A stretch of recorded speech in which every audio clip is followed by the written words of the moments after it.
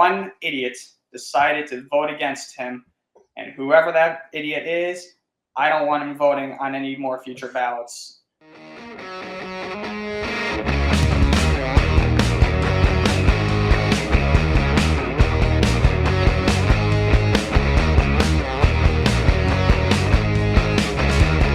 Welcome to the first episode of Hitting for the Cycle in 2025. It's been a long time since we've done one of these, but it feels good to be back. I'm also coming to you from my new apartment in Montclair, New Jersey, so this is the first episode I'm recording from this location, so that's pretty neat as well. As always, I'm Ryan Touhey, that's Ben Kruse, and Ben, hope you had a happy holidays, and hope you're ready for another season of baseball. Yeah, I hope you had a great holiday too, Ryan. Like I was just telling you off the air, I had no idea in terms of if we had one before or afterward. I was away during the Christmas holiday, New Year's. Obviously, a really good time, but glad to be back in the routine for the last several weeks. It's very cold now here in Connecticut. It's probably around the same in Jersey, but I'm glad you're doing well with your new place. I'm still at my same place. Pretty much hasn't moved around, but I'm doing well. And I can't wait to talk some ball with you. It's been a little while, and we have a decent amount of news we're going to get into. Yeah, for sure. I mean, it's been freezing these past couple of days. Like you mentioned, I've barely been outside. It's been miserable. I've been inside most of the time, and I can't wait for the weather to warm up and be able to go back outside again and enjoy some sights and sounds of baseball and to just really enjoy the spring and summer. I'm not a winter person at all. Once Christmas is done, I'm done with winter, and I want to get the hell out of it. So, on the bright side, pitchers and catchers report in, I think, 3-4 weeks. Yep, it's going to be here before you know it. Spring training is going to be here, and the baseball season is going to be here, and we'll both be able to torture ourselves for another 162 days. So, we got some news to cover. But before we do, we just would remind everybody to please follow Hitting for the Cycle on Facebook, X, and Instagram at HFTC ETB. Follow the Empty the Bench podcast network at ETB Network. Follow our YouTube channel, which is youtube.com/ETB Network. And finally, listen to us on whatever platforms you get your podcasts. And as always, guys, if you haven't heard it like last year, you're going to hear it now for this year. Our episodes are always presented by Playback. Watching sports is more fun with others, but we spend too much of our time watching alone. Playback is a virtual space where communities can stream live sports together with everyone perfectly synced up. Creators can hop on stage, deliver their own play-by-play analysis and commentary, and invite viewers up for Q&A. Playback makes watching sports fully interactive and a social experience. From playing fantasy sports, repping your favorite players and teams, and watching with the commentators and communities you care about. Win or lose, sports are best enjoyed together. Join our community by going to playback.tv/ETB Network to find out more, including our live stream schedule. We've had a ton of stuff on Playback recently. We just put out the national championship and the Orange Bowl within the last couple of weeks. The national championship going to Ohio State. Let's go Buckeyes. Got that championship. Beating Notre Dame, but we just had that on Playback this past Monday. We also had Penn State and Notre Dame last week. And, of course, we're doing a bunch of stuff on the NBA, obviously throughout this rest of the season for this year. But, Ryan, we also have some great news as we found out from our producer that we're going to start this year having baseball, our sport here on Playback. So make sure to really join all that fun stuff. It's a great way to be interactive with us, and we can't wait to see you all over there. Yeah, it's going to be fun, and we're looking forward to it. So, we're going to get into the news, and we're going to start with some kind of shady news and news that I don't think any of us expected to see. Yankees great and Hall of Famer Mariano Rivera and his wife Clara are kind of in some hot water right now because they are being accused of covering up child sex abuse at a Christian summer camp that is affiliated with their church and their own home. And like I said, this is allegedly. We're not saying that this is true or not. We'll just take this with a grain of salt. All right, this news broke late last night, and I'm reading this off of the New York Times. This article is from Shayla Cologne. Rivera and his wife Clara. This is what the lawsuit is alleging them to have done. The lawsuit says that they isolated and intimidated a minor into staying silent about her abuse.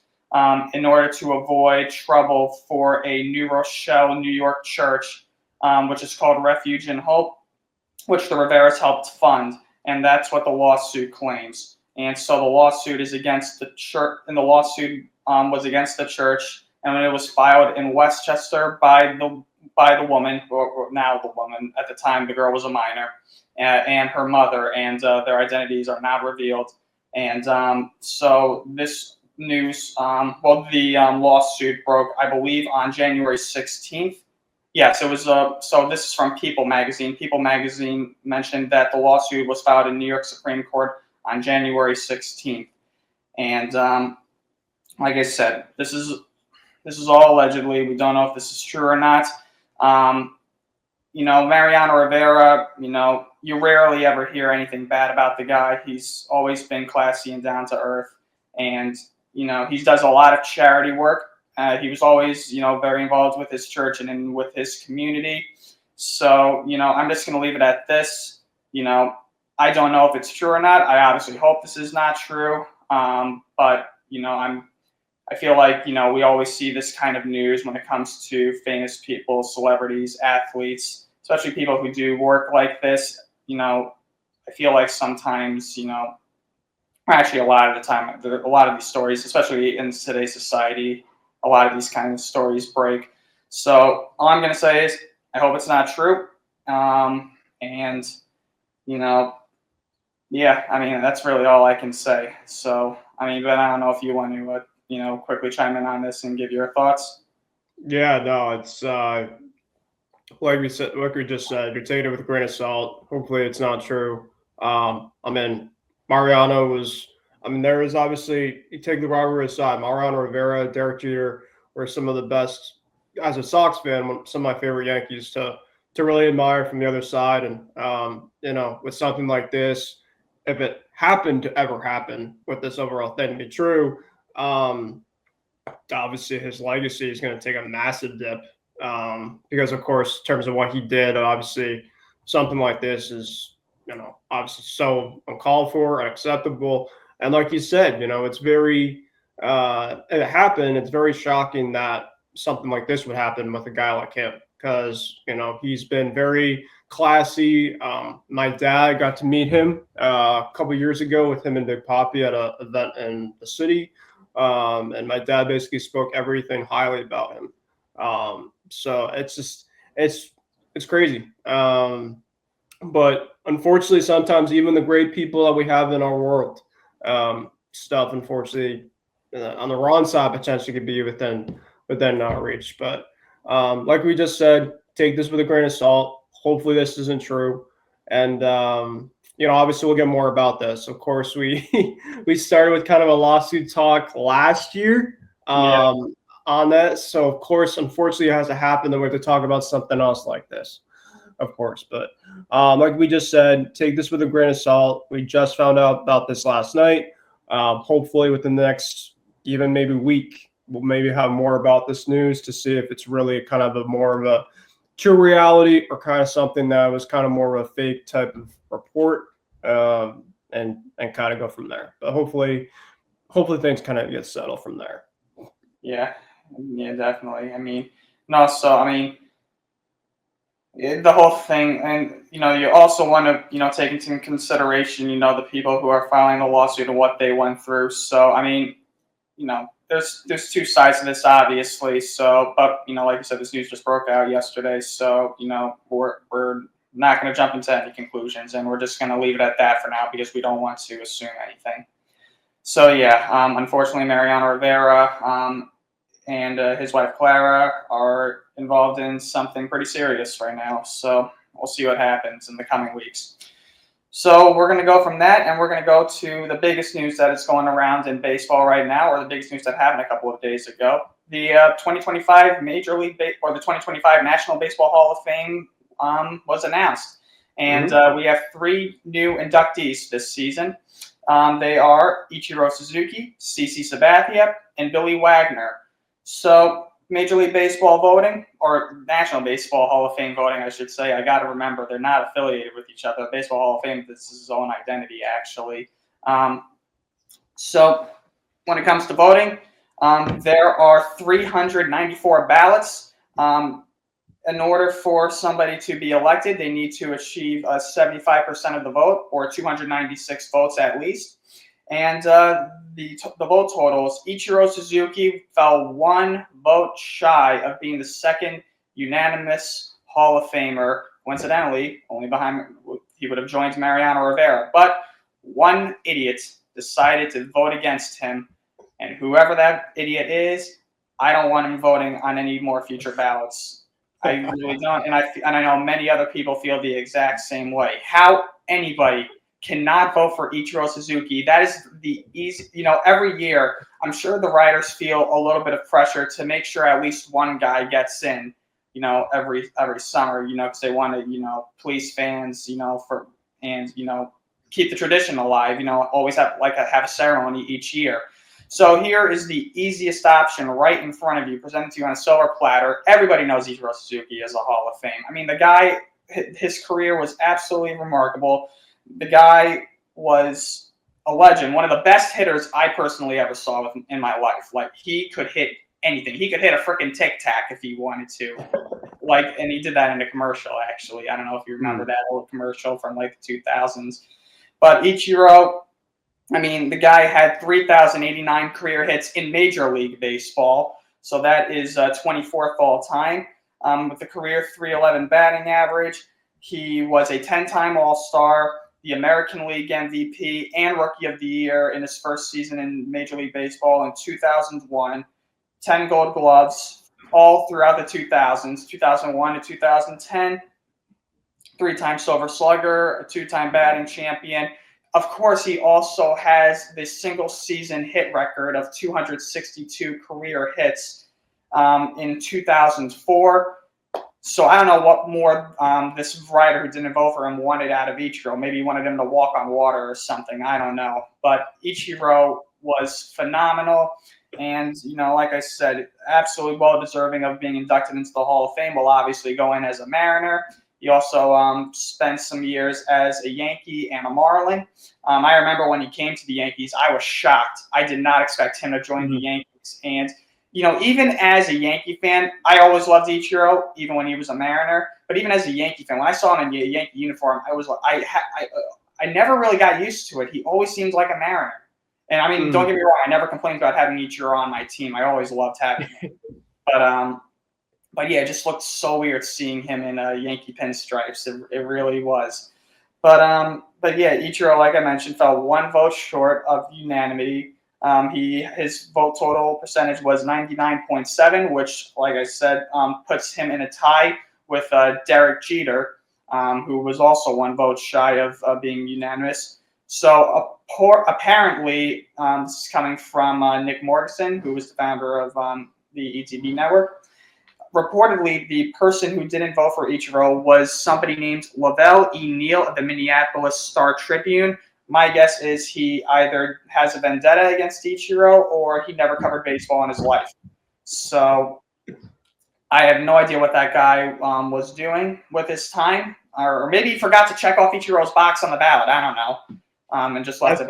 I think that could have been it. But, yeah. That's a lot of thoughts that we can and apparently this guy has been a BBWAA member since 1993, so before either of us were born.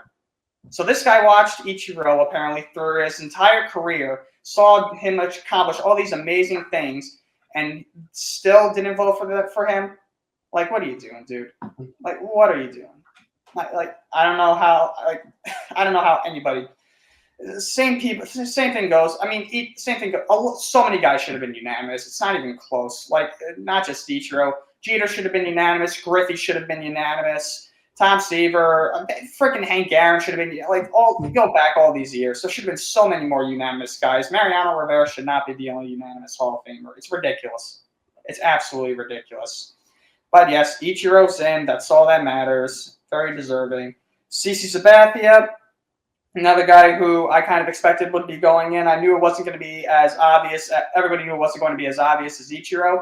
But Sabathia had a tremendous career, 19 seasons in baseball from 2001 to 2019, pitched for the Cleveland Indians at the time, the Brewers, and, of course, my Yankees.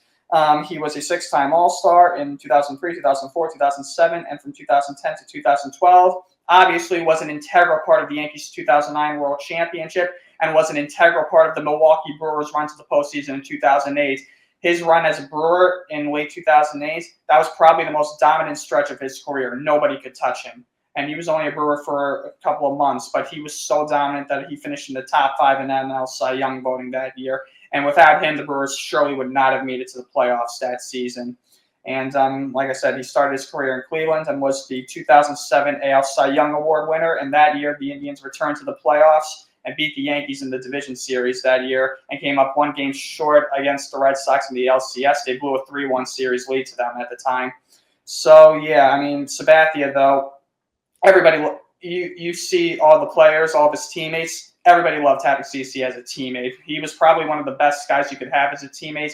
Very competitive and definitely, worthy of a Hall of Fame. His career numbers, 251 wins, 161 losses, so 90 more wins than losses, which is very impressive to have almost 100 more wins than losses. 3.74 ERA, 3,093 strikeouts. He has the 3rd most strikeouts by a left-hander in Major League Baseball history, behind only Randy Johnson, and I think Steve Carlton, I believe, is 2nd. I think that's how it goes. I could be wrong about Carlton, but I know Johnson leads the league in strikeouts by a left-hander. And yeah, Sabathia, he's in the Cleveland Guardians now Hall of Fame, and he led Major League Baseball in wins in both 2009 and 2010. Amazing career for CC. Very happy to see him get into the Hall of Fame on his first ballot, and he went in with 86.8% of the vote. So he got in pretty easily. So congratulations to CC. And finally, the last inductee was Billy Wagner. And Wagner was a closer throughout the 2000s primarily. He was mostly known for his time with the Houston Astros from 1995 to 2003. He was a Philly from 2004 to 2005.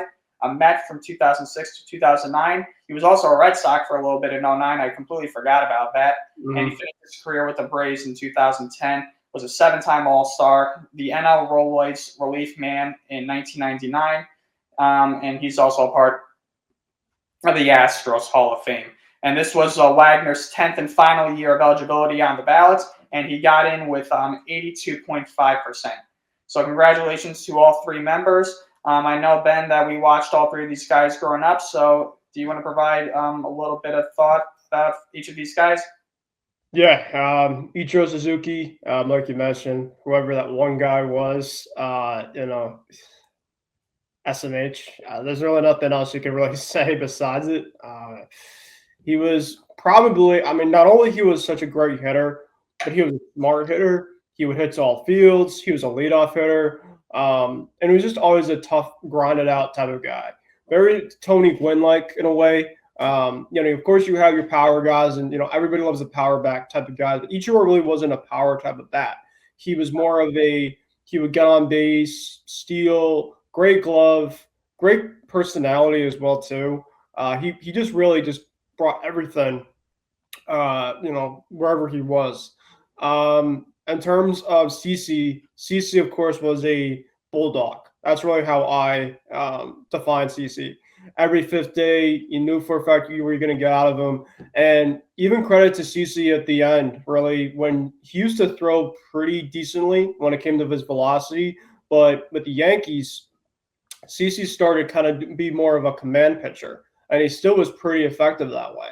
So that was really cool to see with CC. So, CC, like you mentioned, Brewers, Guardians, well, now Guardians, but Indians at the point in time, and the Yankees. Really deserving for him. And then Billy Wagner. Billy Wagner was a Red Sox for that one year. I do remember that. Kind of like with Ichiro of the Yankees, it's kind of like an afterthought, but you kind of remember that you were on your team. But the Astros really were Billy Wagner's days. You can pretty much remember him for the most part. And then, the Mets, of course, he was with the Mets for a little while. Definitely remember him pitching those black and orange unis. And then the Braves at the end as well, too, outside of the Red Sox. So, and he was one of the best closers, really, in terms of the era. So, yeah, I think really, Ichiro was more of the unanimous one, pretty much one that we all knew about. And then CC Wagner, I think, had a very, very strong case to get in. And thankfully that now there's their time. And congrats to all three guys. And we can't wait to see them get inducted into Cooperstown. Sorry. And obviously, Ichiro making history in the process as well, being the first Japanese-born player to be inducted into the National Baseball Hall of Fame. So, and Ichiro also was just inducted into the Japanese Baseball Hall of Fame. So he's going to have a busy year this year. There's going to be a lot of ceremonies for him, and deservedly so. And Ichiro was so damn good. I think a lot of people forget that. And it's just unfortunate that he never really got too much of a chance to shine on the big stage, because the Mariners, for the most part, during his playing days, were not a good team. I mean, from the moment he broke out into the big leagues in 2001, I mean, his career in Major League Baseball began with 10 straight 200-hit seasons. I don't think anybody's ever done that, if I'm not mistaken. Ichiro, like I said, is one of my favorite players of all time. And every time the Yankees played the Mariners, I always was scared of Ichiro coming up. I'm like, don't let him on base, because if you let him on base, he's going to steal. And he always stole second base, always stole third base. It drove me nuts. But I was like, I can't hate the guy because he's just so good. And I would kill to have him on my team. And like I said, when he was on my team, I was just shocked, and I enjoyed it. But, it just never really seemed, never seems right seeing him in anything else but a Mariner jersey. And I mentioned that he had 262 career hits, or not career hits, 262 hits in 2004. That broke George Sisler's record, which stood for 84 years for the most hits in one season. Especially, and to do that in 2004, when the game was really starting to evolve with guys in velocity and stuff like that, where guys were throwing like 90 to 95 miles an hour. That is freaking impressive. That really is. And I don't really see anybody taking down Ichiro's record. I don't know, ever, really. I don't know if anybody's going to get that high in hit total ever again. I mean, it's rare for guys to get 200 hits in a season nowadays. So, I think that record might stand as for, the rest of mankind. As long as mankind exists, I think Ichiro will hold that record. And it couldn't be held by a more classy player. And, like I said, congratulations to all three guys. Just want to quickly touch on some of the other vote totals. So, like I said, those three were inducted this year. A couple of guys came close. Carlos Beltran got up to 70.3% of the vote. This is the third year of his ballot. So, there could be a good chance that he'll get inducted within the next year or two. Andrew Jones on the 8th year of his ballot is up to 66.2%. Many people say that Jones should be inducted. He was a phenomenal fielder. Don't get me wrong. I'm kind of ambivalent towards Andrew Jones. I think, don't get me wrong, he was a very good ball player. I think he could have been so much better than what he did in his career if he took better care of himself. But yeah, Jones is at 66.2. Chase Utley, 39.8% on his second year of the ballot. And this is where, it gets a little juicy. Alex Rodriguez and Manny Ramirez. A-Rod on the 4th year of his ballot got up to 37.1, or I don't even know if he got up. And Manny Ramirez on the 9th year of his ballot is at 34.3. So Manny and A-Rod have been in the 30% range for what seems like years now. And honestly, I don't think either of them are going to get in, at least not anytime soon. And, it's a little frustrating because, I'm sure you're a big fan of David Ortiz, but if you have Ortiz, then you got to let A-Rod and Manny Ramirez in. You have to. Andy Pettitte, surprisingly, is still on this ballot. I don't know how he's still on this ballot. Don't get me wrong, I loved Andy, but I don't know how. I don't know how he's lasted as long as he has. Probably because of his postseason record. Probably why he's still on. Is Pedroia on that ballot? Yeah, Pedroia made it to next year. He only got 11.9% of the vote. The people who have fallen off are Ian Kinsler, Russell Martin, Brian McCann, Troy Tulowitzki. If there was ever a hall for Troy Tulowitzki, it would be the Hall of What If. That guy had all the potential in the world. He was a Yankee he had a what if part of the Yankees. He was a Yankee for 5 games, and then his body broke down on him for the 1,000th time, and he was never heard from again, unfortunately. Curtis Granderson only got 0.8%. Now, I'm not saying Granson was a Hall of Famer, but I mean, I would think maybe he would get a little more recognition or respect from some voters. Adam Jones also only got 0.8%. Carlos Gonzalez, I feel like there's always a Carlos Gonzalez in Major League Baseball somewhere, so I don't even know who this is necessarily. He only got 0.5%. And the people who got shut out and will probably never see the day of Cooperstown are Hanley Ramirez, your boy, longtime journeyman Fernando Rodney, and World Series hero Ben Zobrist. So those guys did not get a single vote this year, and in all likelihood are probably not going to have a plaque in I almost said Monument Park, but we'll probably not have a plaque in the plaque room in Cooperstown. So, yep. Class of 2025 consists of Ichiro Suzuki, CeCe Sabathia, and Billy Wagner. And we'll see if anybody else, I guess, joins them later this year at the Veterans Committee. So, yep. So, once again, congratulations to all three guys. And now we'll move on to some free agency. So, a lot of moves have been made ever since our last episode where we discussed some of the big moves that had happened. If you remember in our last episode, it was very quick, but we discussed Juan Soto going to the Mets, Willie Adames going to the Giants, Max Fried going to the Yankees, and Garrett Crochet going to the Red Sox. Some more moves have been made between then and now where we're at. And some of the more notable moves that have been made, Corbin Burns, the biggest free agent name from the pitching side, he signed a 6-year, $210 million deal with the Arizona Diamondbacks. And I think this is a terrific move for the Diamondbacks. They definitely needed another arm. They've really struggled with their health in the pitching department, and I think getting a quality ace like Corbin Burns definitely helps them out in what is a very tough, competitive National League West division. They're going to need all the arms that they can get, and I definitely think Burns helps them out in that case scenario.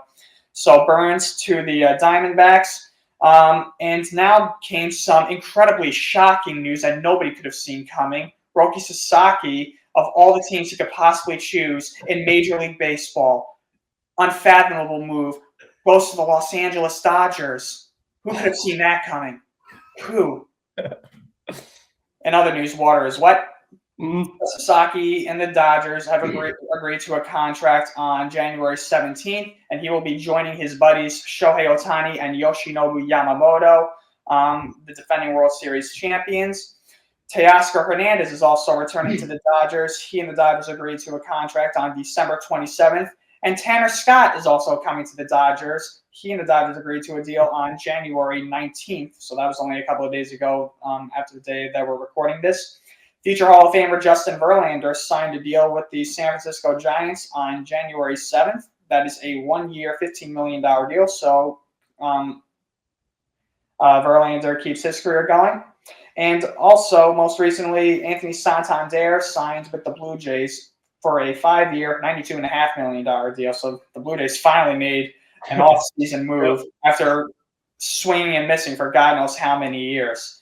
So, and a couple of other moves for our own teams. The Yankees also made a couple more moves. They made a pretty big trade. They traded Nestor Cortez, and I'm forgetting the name of the minor leaguer off the top of my head, to the Milwaukee Brewers for closer Devin Williams. So the Yankees got themselves a closer. They also made a trade with the Cubs to get Cody Bellinger, and they also signed Paul Goldschmidt to a 1-year contract to play first base for them in 2025. And the Red Sox, they also acquired Walker Buehler from the Dodgers as well, although Buehler was a free agent. So they got Buehler. And Ben, are there any moves that have really stood out to you? Which ones do you like more than others? And also, just quickly going back to that Yankee trade, it was Caleb Durbin who was involved in with Nestor Cortez to get Devin Williams.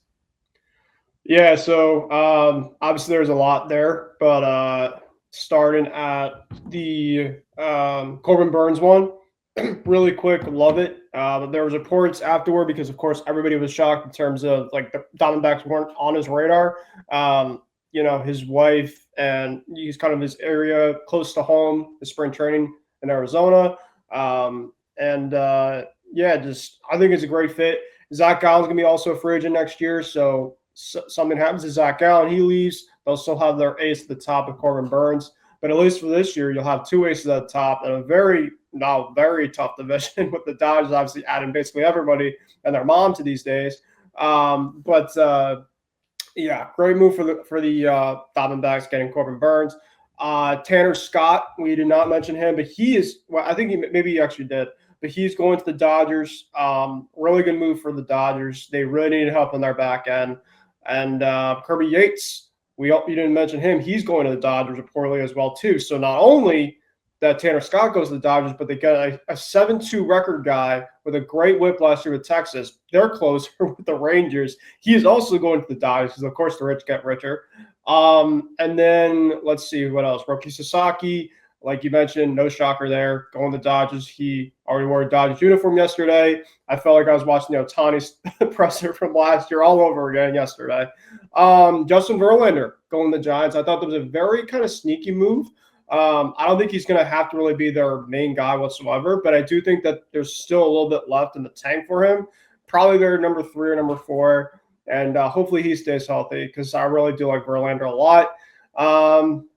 Let's see, Santander. This is not a shocker at all. I think that the Blue Jays are pretty much the key guy for him, and now the Blue Jays. I mean, I think that the contract is a little steep, but at least you see in this market right now, this all offseason, Ryan, that people are overpaying guys left and right. So I think this is a big one, especially with Vladdy in terms of his contract extension right now, the overall talks. They have to get a power bat in place, and I think that's a great move for them. Let's see. In terms of the Yankees with Bellinger, I really like this a lot. I think the Yankees did a really good job, to be honest, pivoting after Soto. You getting Freed, like we talked about. Then you got Bellinger. You got Devin Williams going the best closer in the game. And, of course, I know Trevino. They traded him to the Reds. Trevino, his defense was good. He was definitely a fan favorite, but his arm definitely was very lacking last year.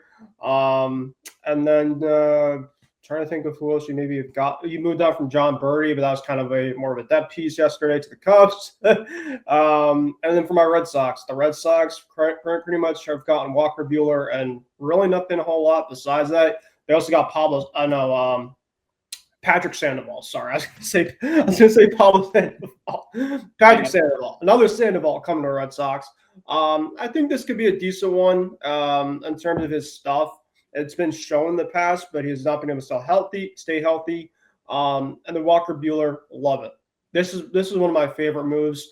I think Buehler is really excited. He's already talked about that. Hopefully that he pitches really well this year, that he could be a Red Sox for the remainder of his career. So that basically helps me a lot. And now it's all about the Bregman watch of the Red Sox because, just kind of with us with Jordan Montgomery, we need to, of course, have another watch that we have to talk about, of course. And then besides that, Ryan, I'm trying to think. What else did I potentially miss? I don't think I missed anything else. Oh, yeah, Teoscar Hernandez going back to the Dodgers because I know we were a little kind of in on him. And Tyler O'Neill, my Red Sox, of course. Tyler O'Neill went to Baltimore. So that was another move as well that we pretty much didn't mention. But there's a lot. That's all I'll say. Another question that I wanted to ask, with the Dodgers making all these moves, I mean Sasaki, Hernandez, Tanner Scott, which was like an extra kick to the groin, if you're a fan of any other team. Do you think the Dodgers signing all these guys is just, bad for baseball, or do you think that it's just a result of owners being too cheap and not really, offering, a decent amount of money to some of these players? Because look, I'm a Yankee fan. We were very guilty of this during the 2000s. I would be a liar if I told you we weren't. I mean, we went crazy in 2009, and that was a major reason why we were able to win the World Series because we got guys like Sabathia, Burnett, and Teixeira. So, I see where I understand what it's like to experience. I understand being as a Dodger, being what the Dodger fans are experiencing right now. Getting all these guys, but. Do you think this is, a little unhealthy, or do you think maybe the Dodgers just have so much to offer? Because I think their philosophy of a team is just stronger than any other team in Major League Baseball right now. Like what they have to offer to free agents and players who are interested in joining them is probably greater than what a lot of teams have to offer. I mean, because the Dodgers, it's Los Angeles. You got beautiful weather. You got amazing ball players, amazing ballparks. So what do you think about all this? Yeah, I'm going to play devil's advocate here because I think that there's some really good with it and some really bad with it. The good is I think that the Dodgers are just not satisfied. Ryan, they literally just won the World Series last year. So a lot of teams, when they win the World Series, they're basically content to basically kind of run it back because they think that a lot of their pieces are already in place. And that's basically that. Maybe they tweak it up a little bit. Maybe they get a move here and there. I thought the Dodgers were going to be aggressive this offseason because why not? They're the Dodgers. Freeman's also always talked about in terms of he doesn't really care about the money. He wants to go out and get big pieces. So I think specifically it's more of like, all right, they're one of the teams. Of course, when we talked about Ohtani deferrals, right? Ohtani, of course, got that massive contract, right? When the deferrals came in, that's when I'm just like, oh boy, like they got Yamamoto, they're starting to load it up, and now I think it's really at the point in time that they just do not care. They just want to win.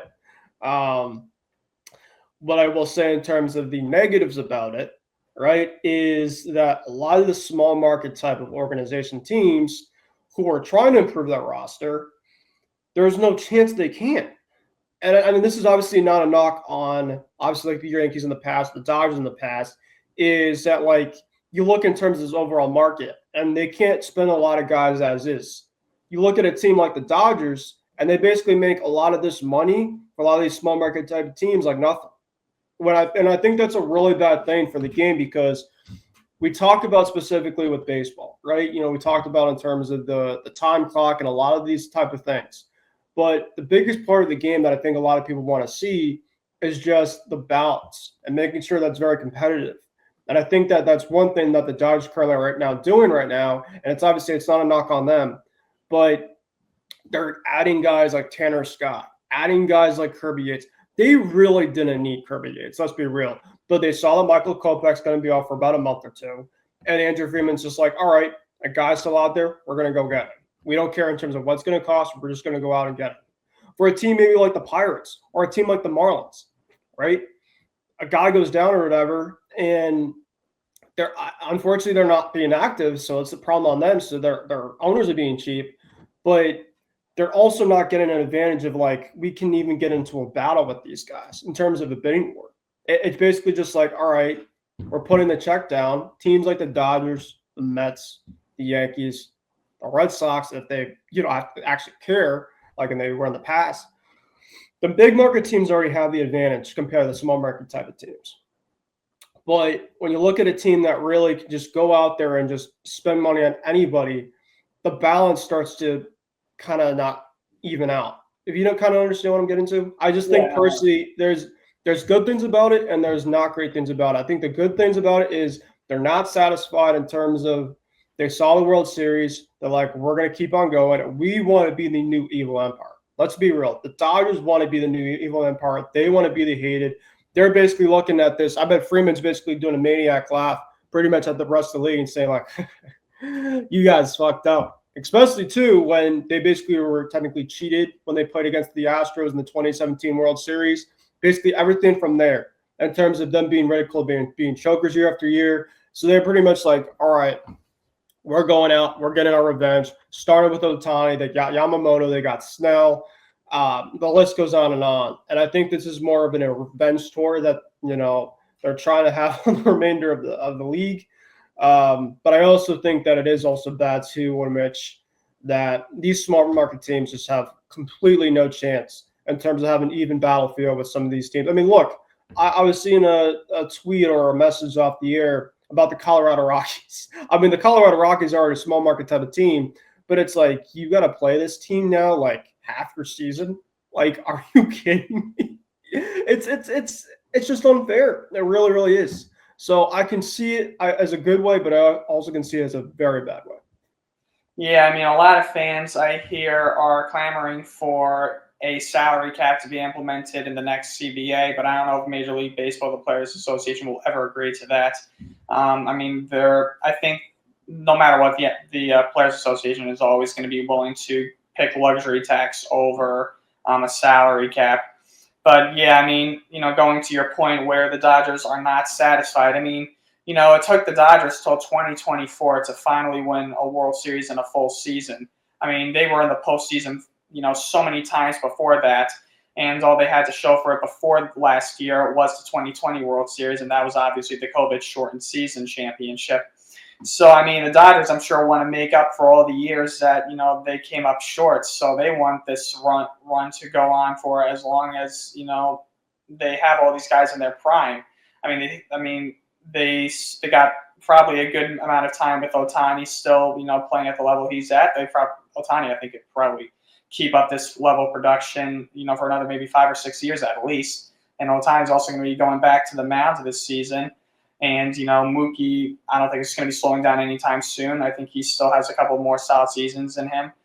Freddie, I know, is getting a little up there in age, but, he still has one of the most violent swings I've ever seen. And he obviously just won the World Series MVP. So, he's still got – I know he only has like a year or two left on his current deal with the Dodgers. So, but I think he'll probably wrap up his career as a Dodger, or at least. I'm sorry, who was this? Freddie. Oh, okay. I thought you were going to say Kershaw, because Kershaw's still out. Oh, Kershaw, that's something that we ought to talk about. So since the Dodgers, has signed Sasaki, where does Clayton Kershaw fit in all this? Is this the end of Clayton Kershaw? Kershaw's been a Dodger since 2008. Yeah. Yeah, and, he was obviously the face of the Dodgers for all these years. And, now, he was then the past couple of seasons, he's kind of been on the back burner. He's been dealing with a lot of injuries and ineffectiveness. He certainly isn't the same pitcher he was, in the early 2010s, where he won the Cy Young Award all those times and was even an MVP winner in 2014. So, could this be it for Kershaw, not only as a Dodger, but in Major League Baseball? Because Kershaw, has, shown how loyal he is to the Dodger organization and said that he doesn't want to play anywhere else but the Dodgers. Maybe the Dodgers could, offer him, maybe a minor league deal or something like that, or maybe they can offer him a spot in the bullpen, because Kershaw has just really struggled with his health over the past couple of seasons.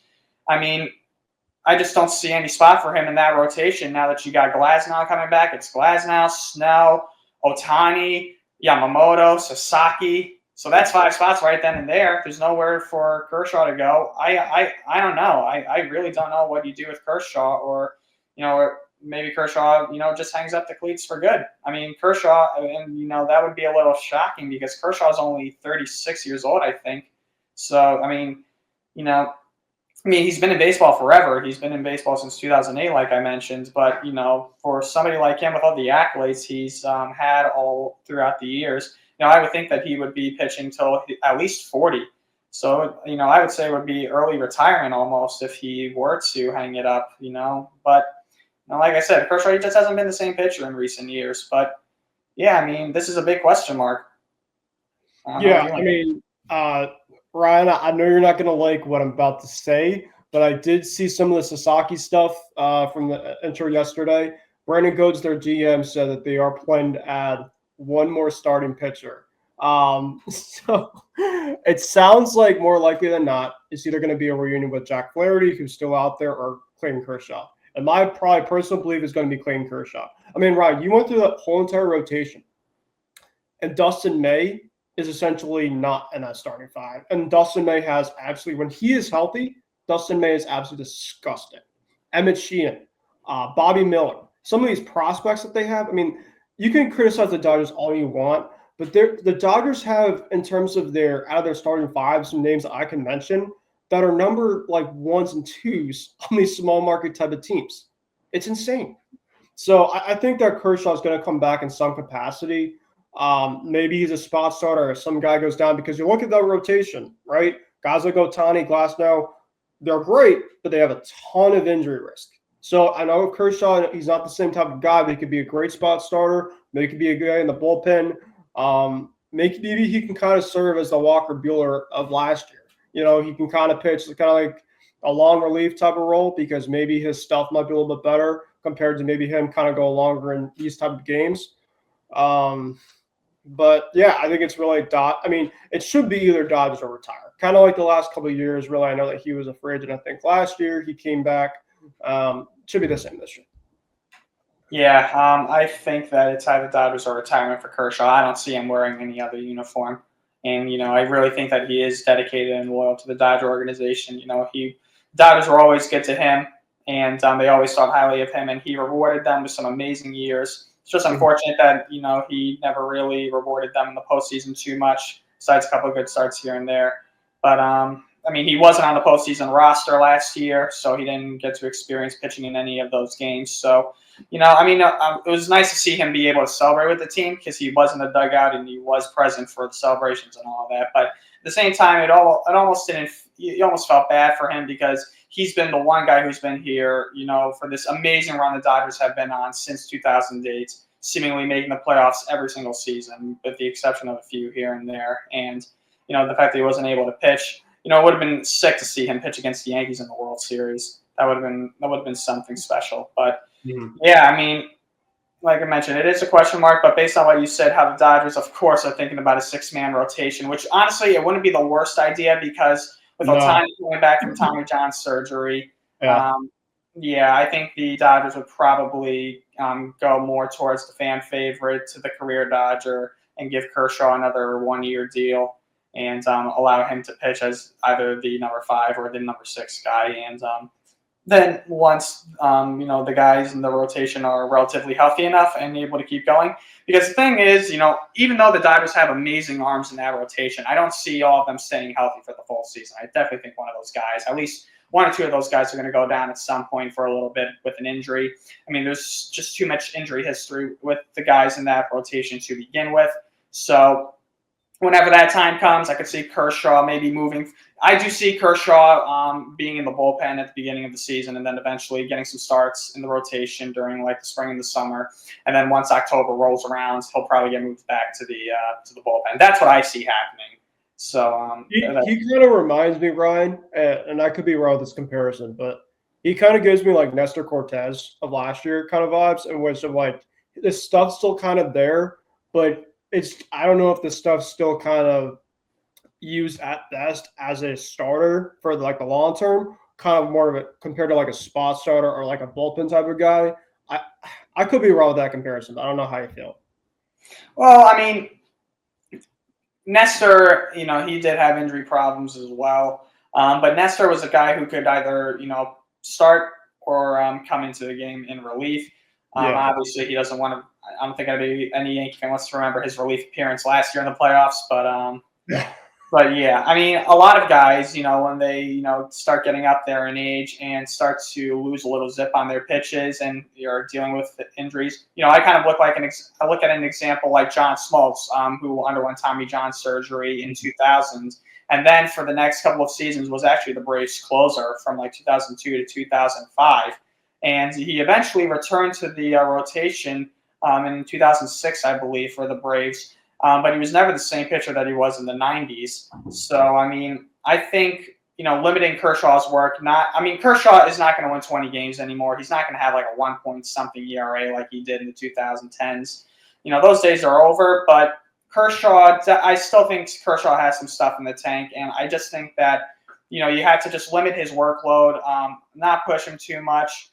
And I think, mixing and matching with him as a reliever and as a starter from time to time, when he is a starter, have him go maybe 4 or 5 innings, nothing too crazy. And, just try and keep him, try and preserve his arm. If you don't push him, obviously, beyond his capability at this point in his career. If you are wise with him, you allow him to pitch a few innings, 4 or 5 innings as a starter. You can, save his arm, bring him in, 2 days later as a reliever. You can work like that. And, I think that can maybe help him out, puts less stress on his arm. And, I think that's what they can do. So maybe they'll follow my advice, but I doubt it. Yeah, so that's what I think about Clayton Kershaw. And there are still some big names out there on the free agent market. Notably, the biggest 2 names that are still on the market right now are Alex Bregman and Pete Alonso. I know as a Red Sox fan, you're very high on Alex Bregman, and I think Bregman would be a very good fit for the Red Sox as well, especially with the Green Monster in left field.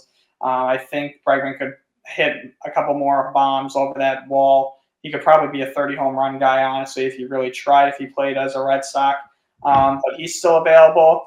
He was having talks with the Tigers, but those talks apparently are now at a standstill. So there's no word on when those talks will pick up or resume. And for Pete Alonso, I mean, there's it's kind of the great unknown right now. I mean, there aren't really many teams right now that I think would be a good spot for Alonso besides maybe the Mets. But the Mets obviously just spent a boatload of money on bringing in Juan Soto. Now I'm not saying Steve Cohen has no money, but I mean it's an interesting scenario. I don't think the Mets have shown too much interest in bringing back Alonso. I mean, they were much more interested in bringing in Soto than they were bringing back Alonso. So, I mean, when it comes to Bregman, I think he's either going to one of three teams. He's either going to the Astros, the Red Sox, or the Tigers. I think that's it. I don't think there's any chance he goes anywhere else besides one of those three teams. And for Alonso, I mean, there's always a possibility he could return to the Mets, because the Mets right now still don't have a first baseman, or at least an everyday first baseman. But, I just don't really see, many other options for Alonso to go. So, I mean, I don't know. Where do you feel about these two? Yeah, of course it's funny because obviously everybody wanted Juan Soto, but I think deep down in mind, I mean, the Red Sox were kind of in that little bidding war. I think we kind of talked about it a little bit on last episode of last year now. But I'm just like, the way that the front office has been kind of operating the last couple of years, I wasn't obviously expecting them to make a massive push. But Bregman was kind of in like the back barn, at least for me, for a little while. I really obviously love the profile of the name, but there, of course, was some concerns that I also saw as well. Now, there's no excuse.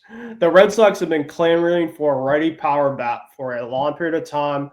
And not only it's just the power bat profile that Bregman brings, Brian, it's the Red Sox have a very young team now, and they have a lot of young pieces that are coming in.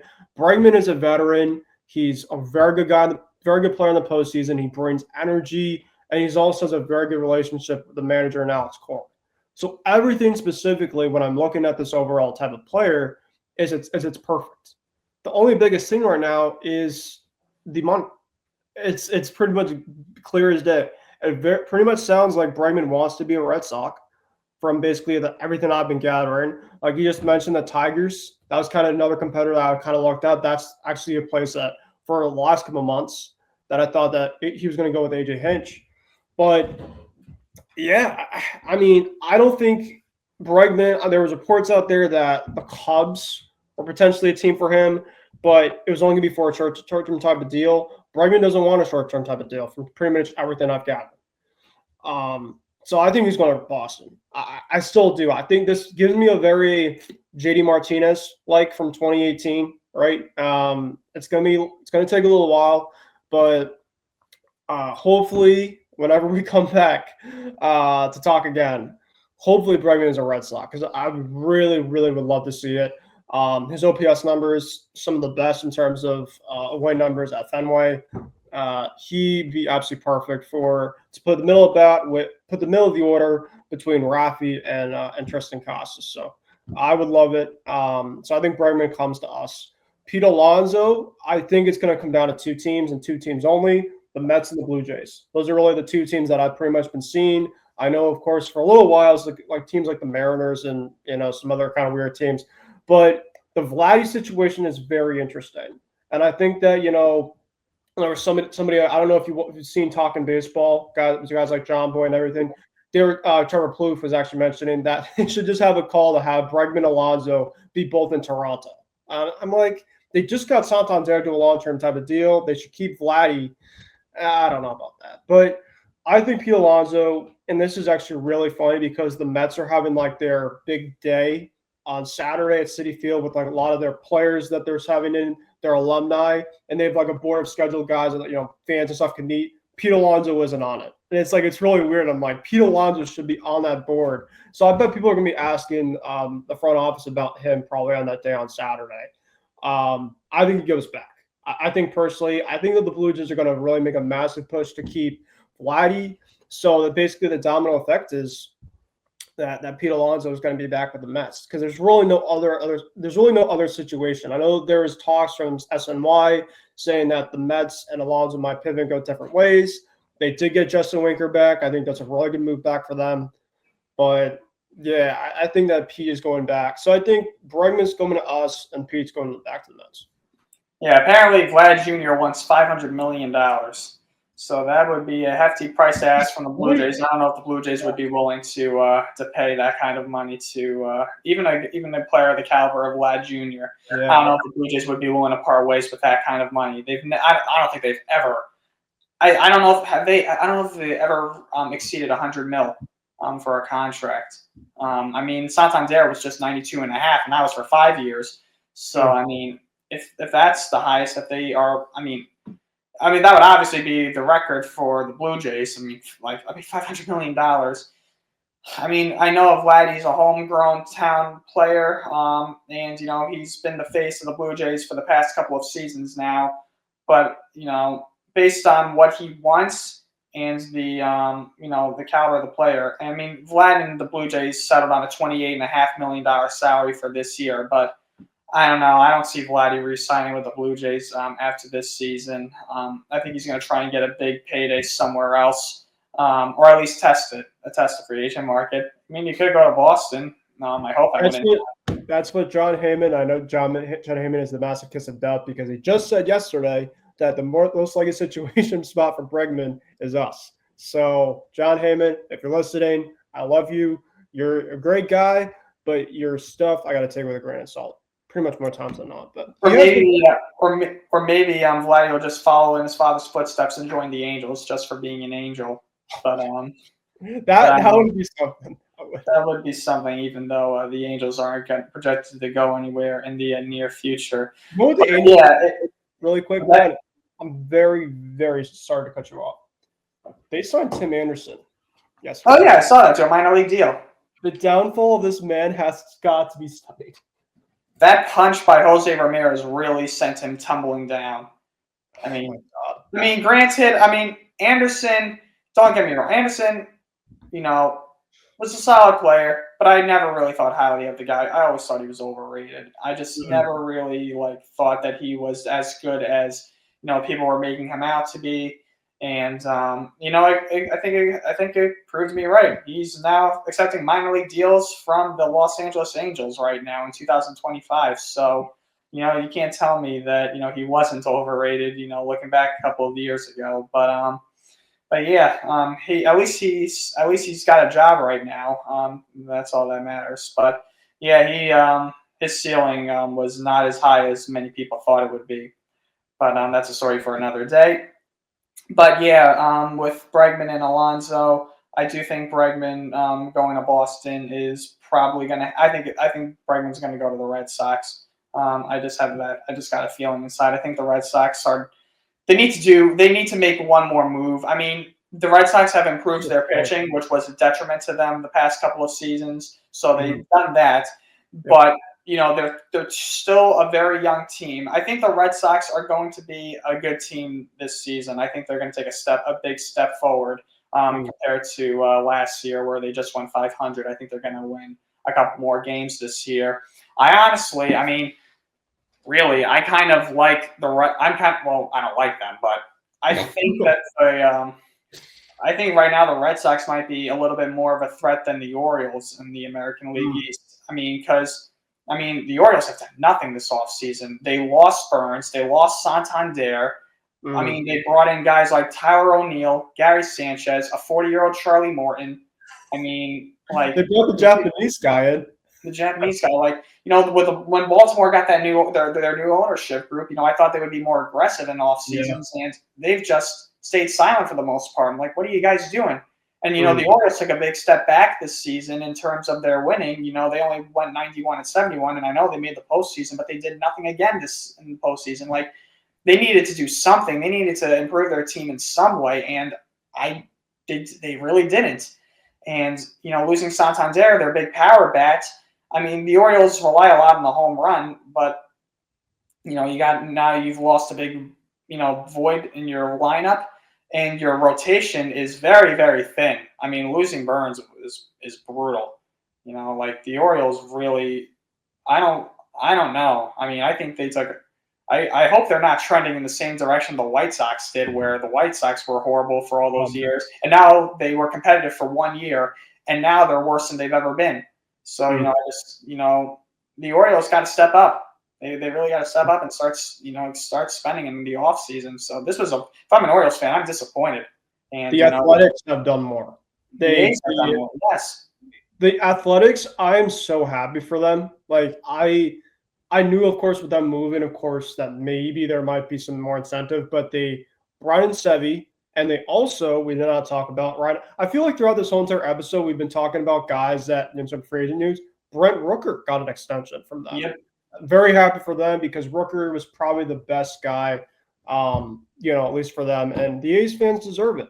They need to keep their homegrown talent. This was a homegrown talent. So very happy for A's fans. Yeah, it's unfortunate that A's fans, though, most of them are in a different city than where they're playing right now. I really feel bad for the city of Oakland. I really do. Yeah. But yeah, that's this episode of Hitting for the Cycle. It was very good to be back with you, Ben, and I'm looking forward to spring training starting, which is only in a couple of weeks. And before we know it, opening day will be here, and we'll be able to cover the season again. So we got a lot of stuff to look forward to. But on behalf of Ben Kruse, I'm Ryan Touhey. We'll see you guys next time. Take care, guys.